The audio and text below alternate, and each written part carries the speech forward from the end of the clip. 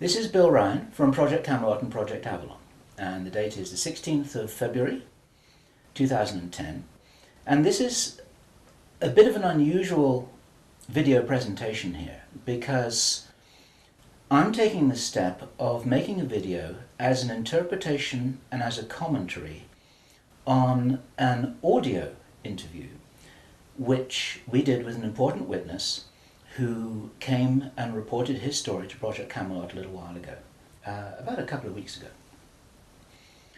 And as with many of our witnesses, this person wanted to remain anonymous, but he has agreed that we transcribe the audio, and so we've got this as a transcript.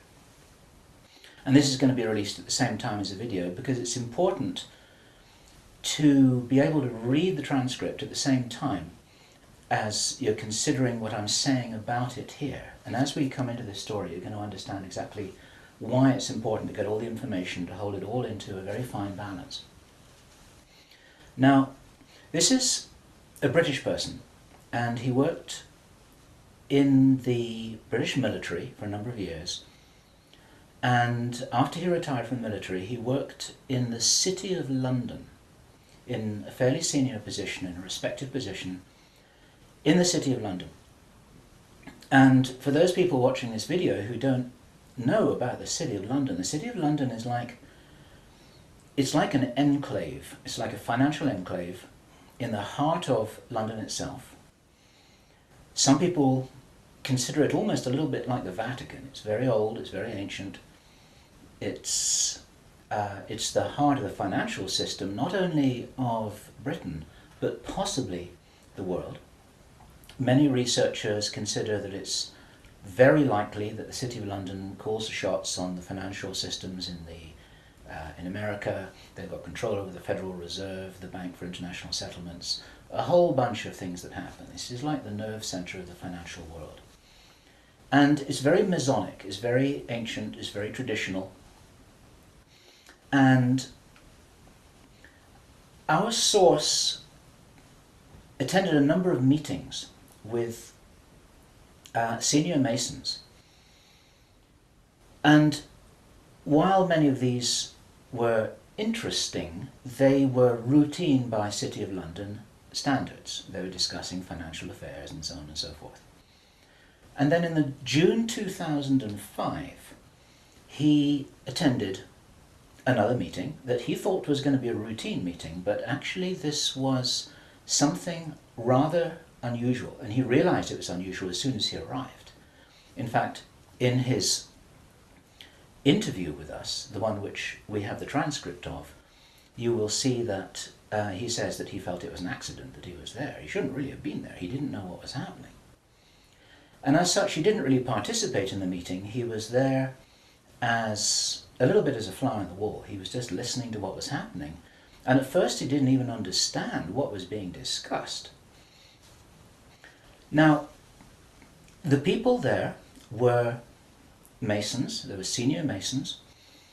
They were about 25 or 30 people there, including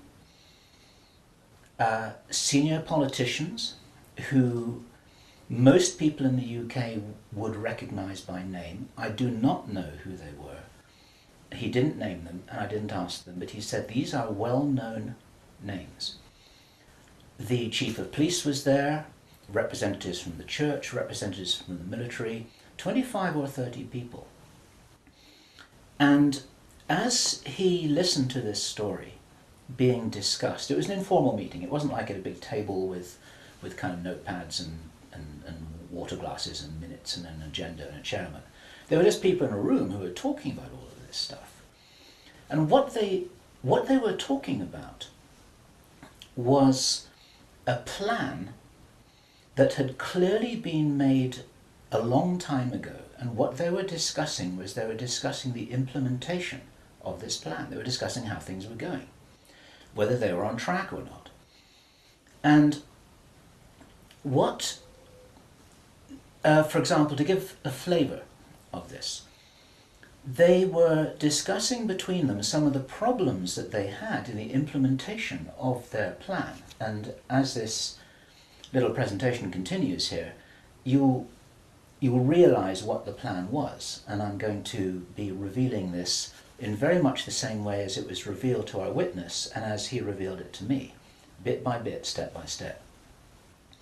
The first thing that he heard was they were talking about the fact that Israel didn't look as if it was getting prepared to attack Iran anytime soon. This was a problem. Even back in June 2005, they were apparently concerned that what it was that was planned on some kind of a timeline wasn't rolling out according to schedule, and this was an issue for them. So that attracted his attention very quickly, because he'd never been in a meeting when this kind of thing was discussed. Then they were talking about China and how powerful China was getting, both militarily and financially, very quickly, and that the Japanese weren't doing what they were supposed to do, which was to interfere in some way with the Chinese financial system. They weren't doing that, and this was another problem because China was getting too strong too quickly. Other things that were discussed were, for example, the coming financial crash, the centralization of resources, everything that we saw starting to happen in October 2008. They were planning that and referring to it in their meeting in June 2005. So there was clearly a rollout of some plan here, and he was quite shocked the more that he heard, and when he really realized what was happening, he was extremely shocked. And one of the reasons why I'm giving this video presentation now is to soften the blow and interpret this a little tiny bit, because it is shocking information.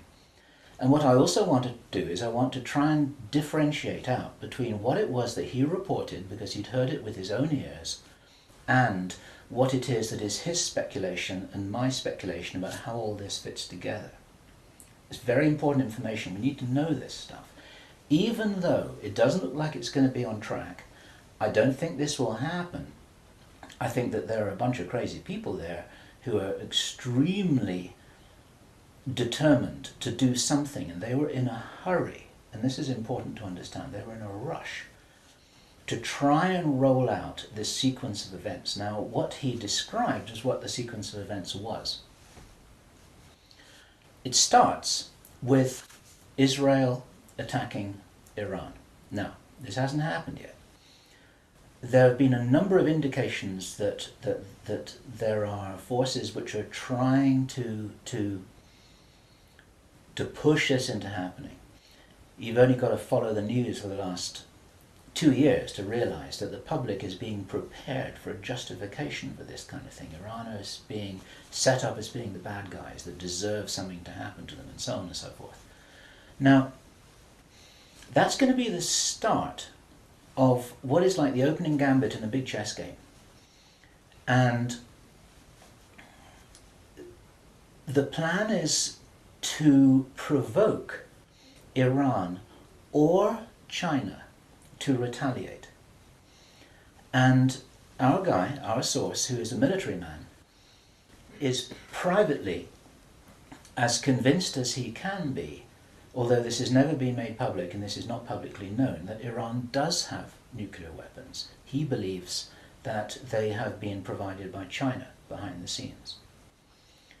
And all of this is intended because it's all right with these controlling forces that Iran has nuclear weapons, because they want them to be used.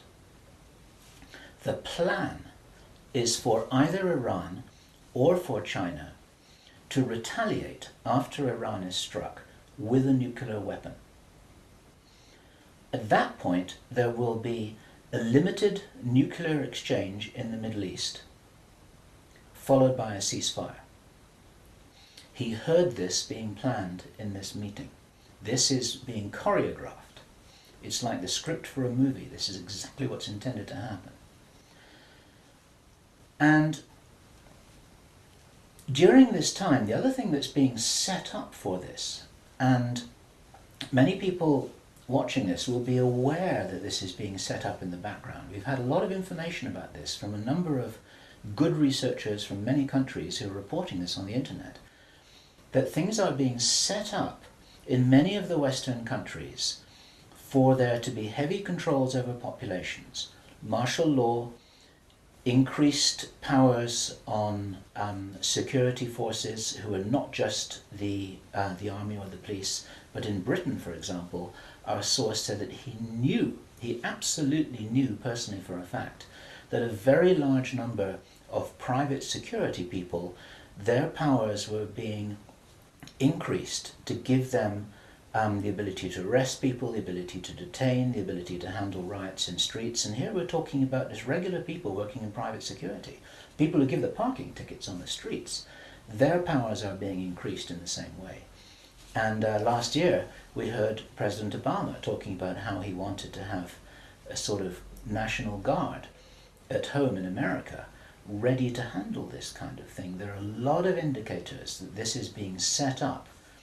And in this rollout of this crazy scenario, where it is intended that there will be a limited nuclear exchange in the Middle East, the idea is that as the world looks upon this with horror, then they will demand from their governments that there are heavy controls over travel, over communication, over people who meet, over people who protest in the streets. They want to make sure that they don't have crazy bombers on airplanes, crazy bombers in the shopping malls. They want to make sure, and because people will be driven into fear by this, they'll request and demand and insist on heavy controls from their governments, which will be justified. And this is where you're going to kind of get the martial law situation in all the Western countries. It's intended as a justification. And all of this is just the start of something, because this story gets much bigger, and it's pretty horrifying. And if watching this now you're feeling a little bit shocked, this is how I was feeling when I heard this information, and this is how our source was feeling when he was hearing this information in this meeting, because this is just the beginning. Now, during the time of this ceasefire, everyone's shocked, everyone's frightened, everyone's really terrified about where this is going to go. There are all kinds of heavy controls over populations everywhere. And then the next thing that happens in this chess game that's being played is that biological weapons are released on China. You heard this being discussed in this meeting. They will release a flu-like virus that will be genetically targeted against the Chinese population. It's racially targeted against the Chinese people. It's designed to spread like wildfire and to knock out a large number of the Chinese people. And these people in this meeting were laughing about this. They said, China will catch a cold. Those were their words. China will catch a cold. And they were laughing about the fact that these biological weapons will wreak havoc among the Chinese population. And after that, then what effectively will be a kind of plague will actually spread right across the world to the West as well. Our source was not clear whether this was a Chinese retaliation or whether the thing would just spread out of control in the way that it would be very understandable if it did, whether it's racially targeted or not. These things actually mutate. So now you've got a situation where there's been a limited nuclear war in the Middle East. There's a pandemic that really is sweeping across the world and really is killing people very visibly. And you've got this totalitarian military lockdown in all the governments in the Western world because everyone's going to be in panic about all of this. And then, he said, then the real war starts. Something that would be justifiably called the Third World War, with a much more major nuclear exchange. And at this point, I asked him, is this just about population reduction? What is this about? Why are they doing this? Why this insane Dr. Strangelove plan for just unleashing all of this stuff on the world? Why do it? Now, as our conversation went on, I started to find answers to those questions. Now, some of this is speculation. I want to share this speculation with you because it's important enough that we work together here to figure out what's going on. And there are some clues, there's some very important clues that I'm going to present to you here in this video. He said absolutely it's about population reduction. So I said, well, in this meeting, did they mention any figures? And he said, yes, they did, 50%. Half the world's population. This is planned as per the Georgia Guidestones. For those of you who don't know what the Georgia Guidestones are, it's a stone monument in Georgia in America that was erected anonymously a number of years ago. It's in 8 languages, and it's like an Illuminati manifesto for a new world, as it were. And just hold that thought about this being a manifesto for a new world. This is an important concept here in what I'm presenting. One of the key parts of this manifesto for this new world is that there should be a population of 500 million people. Now, 500 million people is an enormous reduction from the nearly 7 billion that we've got at the moment. That's pretty much 95% of people who would no longer be on this planet. And 50% is a step towards that. And there's a reason why they're doing all of this. There's a reason why they're in a hurry. There's a reason for this insanity. And when he was explaining this, then he said that they have a name for this plan. This project has got a name. And I said, well, what is this name? He said it is called the Anglo-Saxon Mission. The Anglo-Saxon Mission. Now, I'd heard that before. It was something historical, I think, to do with the Crusades quite a long time ago. But I hadn't heard it in the present day context, and neither had he. And later on, as he continued to tell his story, I began to understand what I thought this might be about. Hence the title of this video, and the reason why I want to share this information with you, because we need to work together to figure out what's going on here. It's extremely important to understand. There's a plan, I believe, that Hitler would be proud of, which is so evil, it's so Machiavellian, it's so hard to face up to, it's so unbelievable, that I need to put it on the table for you so that you can consider whether or not this might be a possibility. The plans that I've been describing are definitely a possibility because he heard them with his own ears in this meeting. Everything I've described up until now, up to and including a major outbreak of hostilities after the limited war. So the sequence is as follows. The planned sequence is as follows. Israel attacks Iran, then there's a ceasefire, then during which time there is heavy governmental military controls over populations in all Western countries. Then China is attacked by a biological weapon. It's a flu-like disease that spreads like wildfire. This goes all over the world, and then they have a major Third World War. And then, by this time, 50% of the population will be destroyed. And not only because of the war or the plague, but because, as many of you watching this will understand, the infrastructure goes down in situations like this. There's no food in the supermarkets, there's no gas in the pumps, the telecommunication goes down, there may not even be water coming out of the taps. People are kind of thrown back into a Victorian era without the facilities to handle this, because most people don't have their vegetable gardens, they don't have their horse and cart, they're not able to survive in the way that we used to be able to. We're very, very vulnerable. In our technological advancement, we're extremely vulnerable, and of course the controllers know this. At this stage, our source was speculating about why are they in a hurry? Why do they want to do this? And there's a sort of heavy irony here, which is like, I was saying, well, if you're going to plan the Third World War, then why not take your time over it and get it right and do a really good job? You can, this could be in 20 years' time or 30 years' time, it doesn't really matter. Why is there in such a rush? And our source said that he felt from inside information he's continued to receive, that this is still timed for something around 18 months from now. And that puts it around about the middle of 2011. He doesn't know this for sure because these events aren't calendar driven, they're actually event sequence driven. In other words, this has got to happen before that happens, and then after that the next thing can happen, then after that the next thing can happen. So a whole lot of things have got to be in place before all the dominoes fall over, so to speak. And they seem to be behind schedule in some of this. There are some planned events that definitely haven't happened.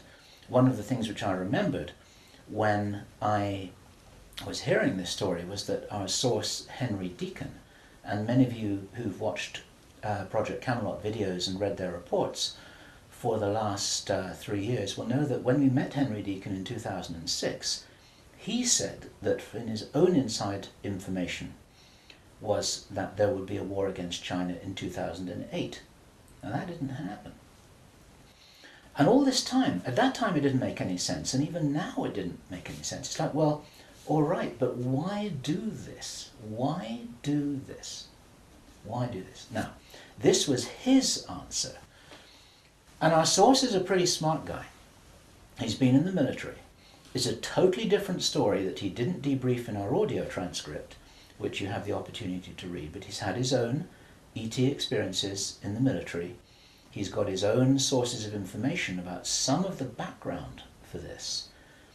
He says that he's as sure as he can be that the people who are calling the shots in the world, you can call them the Illuminati, the controllers, the cabal, whatever name you have for them, they believe that there is going to be what he called a geophysical event, a major geophysical event. He says that the best information that he's got is that the insiders believe that this is going to happen, or they are concerned that this is going to happen. And many of you watching this will know that this isn't a completely crazy idea. There have been trillions of dollars that have been spent on deep underground bases for some reason which we don't know why it is. You will know about the seed bank in Svalbard. This is in the public domain, where all the seeds of all the plants and all the crops in the world have been buried deep inside a granite vault in northern Norway. There are many precautions being taken as if something might happen that could really threaten some of these valuable resources, including the seed banks of the world. Now, if there is going to be a geophysical event as they believe, this is because it seems to be preserved Illuminati inside knowledge, whether it's true or not, that there are repeated cyclical geophysical events about every 11,500 years. Information about what really happened to Atlantis was very probably in the Great Library of Alexandria that burnt down a couple of thousand years ago. There are persistent rumors that much of that information has been retrieved and it's in the Vatican Library. This is information which is not in the public domain and which the insiders may have access to. Whether it's accurate or not, the important thing is to realize that they probably believe that this will happen and they're making their precautions. And this might be the justification for this insanity that we've just heard about in this plan. Consider this. He said, if there's going to be a major geophysical event, something like a pulse shift, maybe it's Planet X, maybe it's some kind of energetic phenomenon that the solar system is going to be moving into, that's going to somehow destabilize the Earth or the Earth's crust in some way. We don't know. But if there were to be a major emergency like that, something that would actually make a war look very inconsequential, the thing that will help the human race to survive it, or will help parts of the human race to survive it, is if there is already emergency preparedness in place before it happens.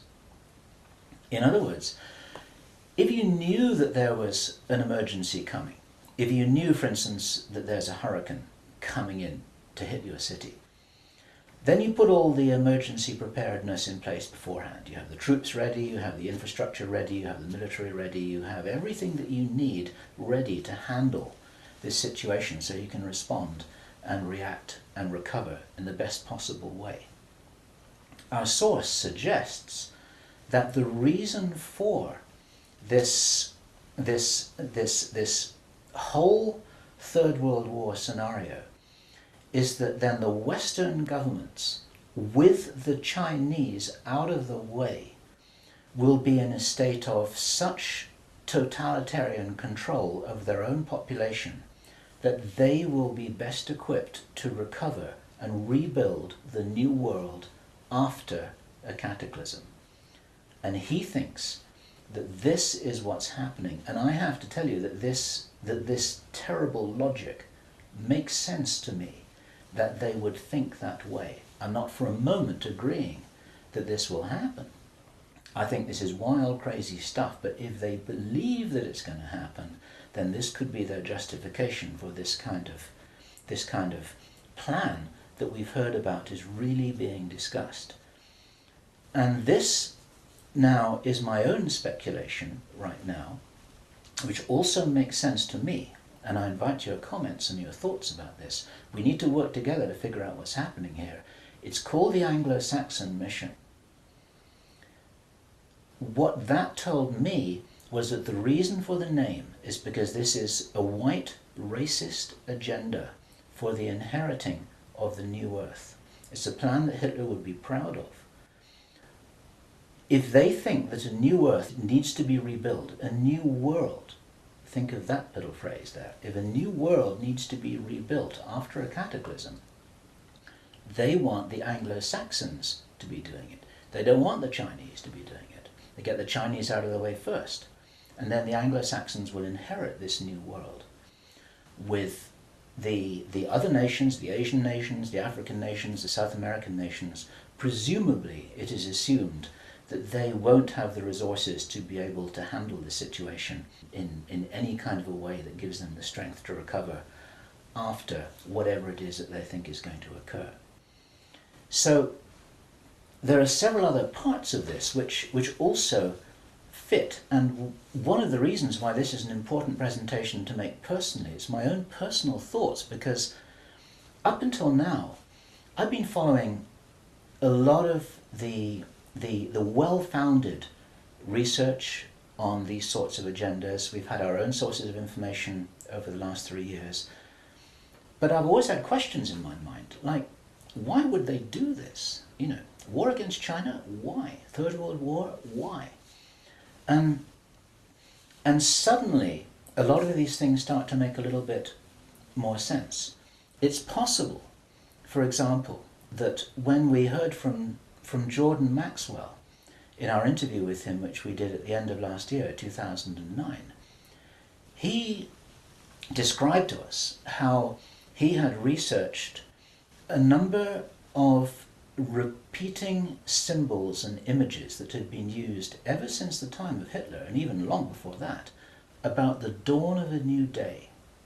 There's something very important in Masonic and Illuminati thinking about the dawn of a new day. And here we have possibly the reason for their belief that if you think about the possibility of a cataclysm, if they think this is really going to happen, the 2012 movie that many of you will have seen, after all of the flood and all of the earthquakes and tsunamis, then you've got these big ships sailing across a calm sea with the sun streaming through the clouds, and you've got the dawn of a new day, and the implication in that movie is that now those people will be able to rebuild the new earth because those are the survivors. It's the modern day Noah's Ark. It's possible that the dawn of the new day, that it refers to that. And it even occurred to me, and I'd be interested for other researchers to offer their views on this, that the very term the New World Order that we first started to hear about 20 years ago, actually longer ago than that, but the New World might be the post-cataclysmic world, the New World. It might be the order for the New World after the cataclysm. They may be planning who will inherit the new world. It may be nothing less than this. Maybe this is what the new world order is all about. It really is the order, the plan for the new world that they think is coming. They think this is going to happen. Now, I say again, it's very, very important to differentiate out all of this information here. I don't believe this is going to happen at all, but they might be doing something crazy to try and safeguard what they believe is their own interests. This is what we need to be aware of here. And what I want to do is I want to just state really clearly why there are profound reasons for not believing that anything like this is going to happen. There are a lot of things that haven't happened which were intended to happen. Many of you will remember I think it was the 30th of August 2007, there was a B-52 bomber that flew halfway across America from Minot Air Force Base to Barksdale Air Force Base in Louisiana with 6 armed nuclear cruise missiles on its wingtips, something that could never happen by accident. It was illegal, it should never have happened. You can't even smuggle a bullet out of the weapons storage area in an Air Force Base without there being a whole bunch of signatures and everybody knowing about it, let alone making the mistake of loading armed cruise missiles onto a B-52 bomber with nobody noticing it. There was a reason why that happened, and that was actually prevented from going any further. It stopped at Barksdale in Louisiana. Some very brave airmen blew the whistle on that, and they did their job, and they reported it up the line. It appeared very, very briefly in the mainstream media, and after that it was completely covered over, and everyone said it was a mistake. That was no mistake. There was a reason why they did that, and what many of you don't know is that at that same time, at the end of August, a group of anonymous investors bet $2 billion that the stock market would fall by 50% before the 21st of September 2007. They stood to gain $4.5 billion if their bet had succeeded. These were what are known as put options.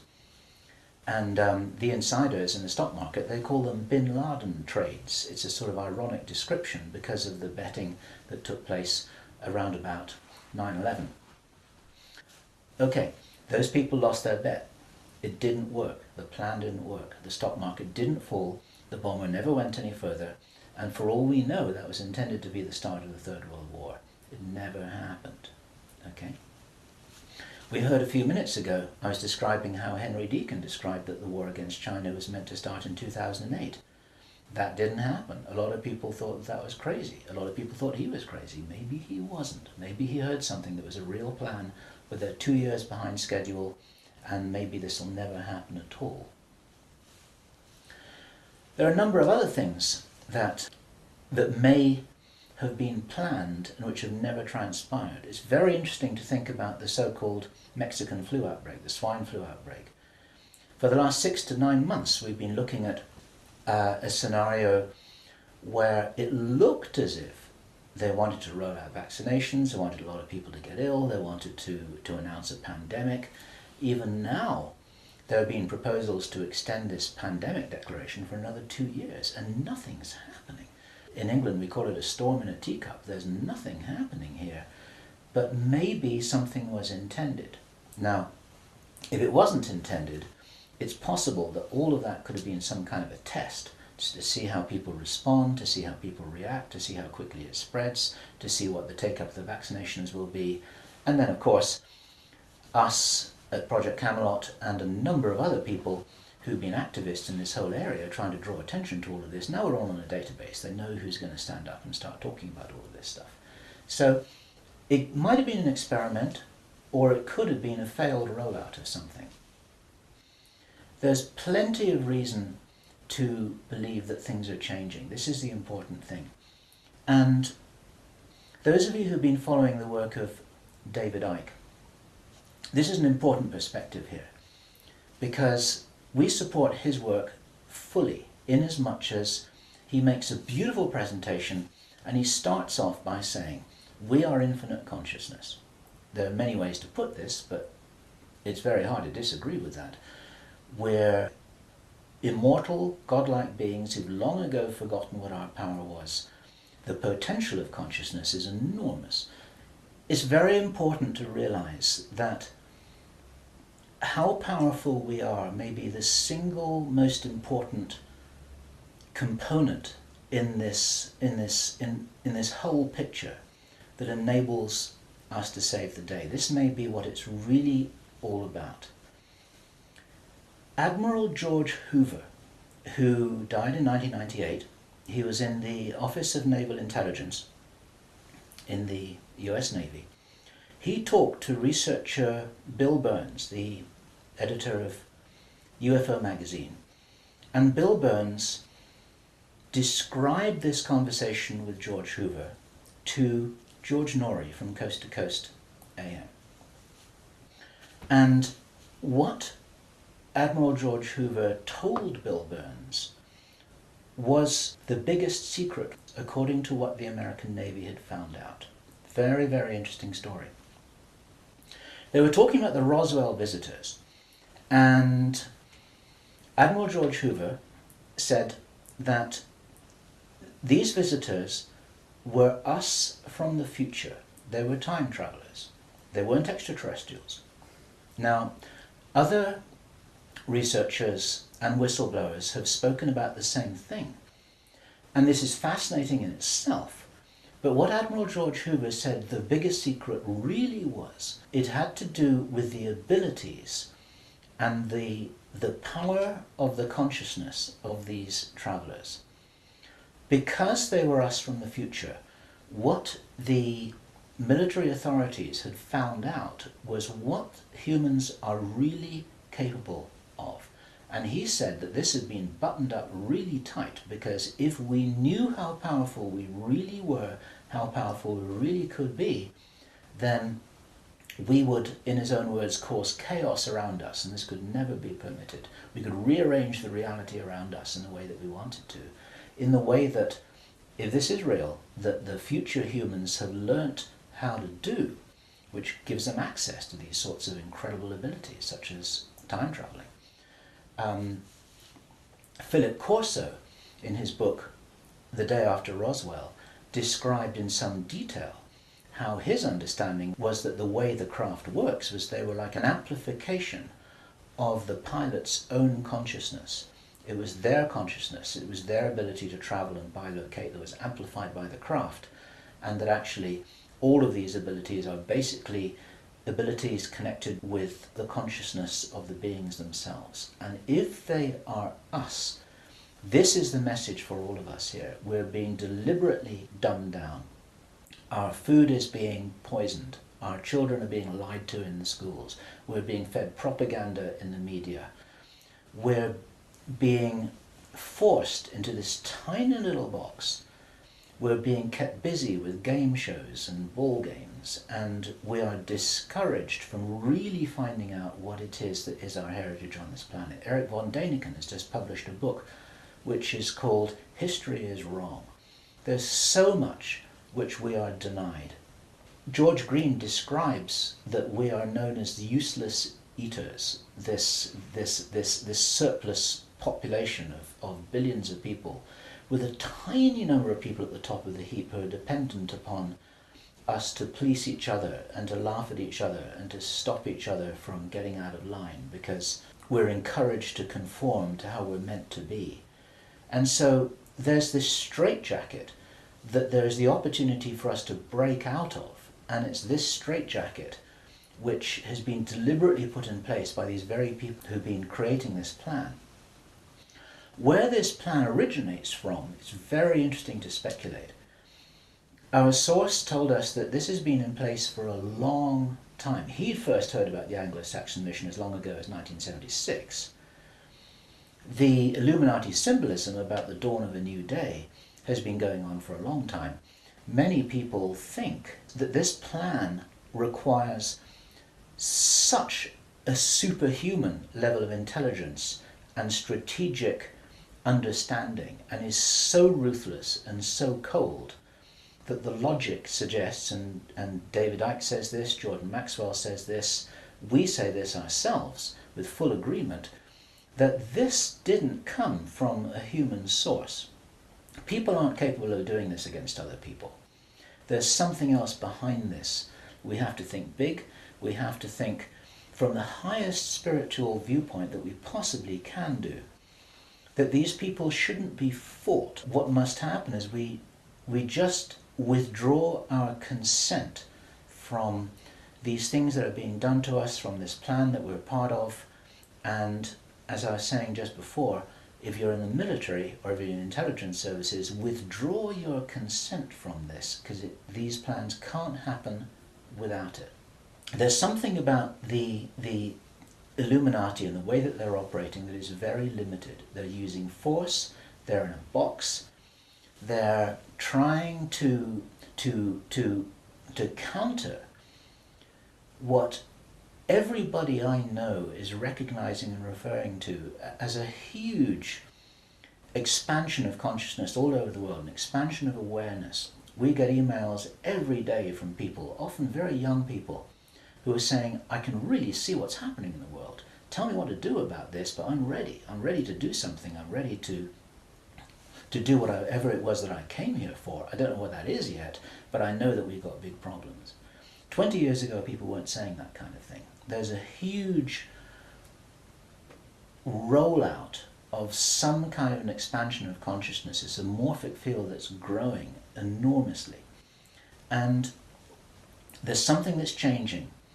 And my personal belief is that this is certainly being supported by benevolent non-human agencies, let me put it this way, who know about this kind of plan. They don't know whether it's going to happen or not, but they know that it's being planned. A lot of contactees, there's some channel information. You need to consider channel information extremely carefully. But there is channel information, and there are contactee reports that all talk about scenarios like this and how we must be wary, how we must be careful, how we've got to guard against it, how we've got to insure against it, how we've got to be prepared for something like this. And it's entirely possible that this increase in consciousness is happening in direct response with this escalation of violent, forceful plans. It's like, as I've often said in my own presentations in the past, it's a little bit like a movie script itself, where you've got everything building up to a climax, so the forces of evil and the forces of consciousness just kind of getting ready for some kind of final confrontation. Now, I'm not trying to be biblical about this, and I know that this situation which I've just been describing is a little bit like the Armageddon War, but I do not believe that this kind of thing will actually come about. As I've said many times before, there's an interview which I did on Freedom Central, which you'll see on the Camelot site, where I say the single strongest reason that I have for not believing that anything is fixed, that we're all doomed, that anything really bad is going to happen, although I think we've got a lot of problems to solve, is because I wouldn't be here, and neither would you watching this now. I'd have incarnated on another planet. I'd have gone somewhere else. I'm not going to go and sit here in the firing line with no possible way of escaping. There's a job to do here, and many of you watching this will be aware of the fact that we're here to do jobs. It's what Dolores Cannon calls volunteers. We may be here for a reason. We may be here to help catalyze this increase in consciousness, and that's what's going to prevent this kind of thing from happening, because if we do not agree that this is the future that we want, then that's not what we're going to experience. We do all co-create our reality, we do all have a part in it, and I profoundly believe that by becoming aware of these plans, this is the way that we avert them. There's a difference between prediction and prophecy. These are two words in the English language that are easily confused with each other. Prediction and forecasting is saying, okay, in 3 months' time, this is what's going to happen because this is what the data leads us to conclude logically. That's all about forecasting and prediction. A prophet does something different, and it's a word to be used with care because it's often misused, it's often misunderstood, and it's like a biblical term, and some people react against it for that reason. But what a prophet always used to do was to say, listen, if we don't wake up and if we don't take action, then this is what's going to happen. And the purpose of the prophet giving this prophetic warning is not to warn people that it will happen, but to say, listen, you got to change something here. You got to change the way you're doing things. You got to change the way that you're being. You got to change the way you're interacting with each other. You got to change your whole attitude. Whatever it is that you change, then the purpose of the change is so that this prophesied event doesn't happen. And so what we have here is we have a kind of prophecy. It's not a prediction. And I'm using this word very, very carefully because the reason why I'm making this statement, the reason why we're releasing this information is to make sure that this doesn't happen. What are we going to do with this information? It's going to be translated into every language that we can. The video is going to be subtitled in Chinese, Arabic, Russian, Spanish, every other major language. I want this video to be picked up by the Chinese. I want this to be escalated up the line. The Chinese are very sensitive about videos that refer to them, especially ones with Chinese subtitles. This will be reported right up the line to Chinese intelligence, to the Chinese military commanders. And the reason for that is because, first of all, if this is nonsense, it doesn't matter, okay? But if this is a really serious threat, then those are the guys who need to know about it, because their first nuclear response, which is designed to be provoked, is the thing that actually sets this whole thing on fire. And so, to any Chinese military commanders who are listening to this, don't do it, okay? None of us must do anything here that is in alignment with their plans. There's a wonderful scene in the Avatar movie that I loved so much, which was when the woman helicopter pilot who was ordered to fire her weapons at the big tree, she's just about to fire, and then she says, I didn't sign up for this. And then she turns around and she goes home. She's not going to be part of this. There are many people in the military who never signed up for anything like this. There are many people in the intelligence services, they never signed up for anything like this. They signed up when they were young, thinking that they were doing the best thing for their country, thinking that they're doing the best thing for mankind. They're not all evil at all. And so as a direct message to those of you in the military and the intelligence services who may be watching this or may have had this brought to their attention, you don't have to do this stuff just because you're told. You need to support what's best for the human race. You don't need to follow orders if it's going to lead to a huge destruction here, which is in no one's interests apart from the controllers who have an agenda of their own, and that agenda doesn't feature you and me, that's for sure. Okay, so that's the end of my presentation. I want you to consider this information. I'm not urging you to believe it. I want you to research it. I want you to check it out. I want you to read the transcript carefully, and I want you to see whether this correlates with anything else that you know and understand that's come to your attention. We're all working together here. We're not trying to force you to believe anything at all. We need to be careful about this information, but at the same time, if there's any chance that this is true, if there's any chance that this is for real, then we have to know about it, okay? And if you are not sure what it is that you should be doing, then I say the same thing that I always say, which is do whatever it is that you came here to do, because most of you watching this video are here for a reason. I do understand that you may not know what the reason is yet, but you're probably here for a reason. You're probably watching this video for a reason. Do whatever it is that you came here to do. This is Bill Ryan, Project Avalon, Project Camelot. It's the 16th of February 2010. Thank you.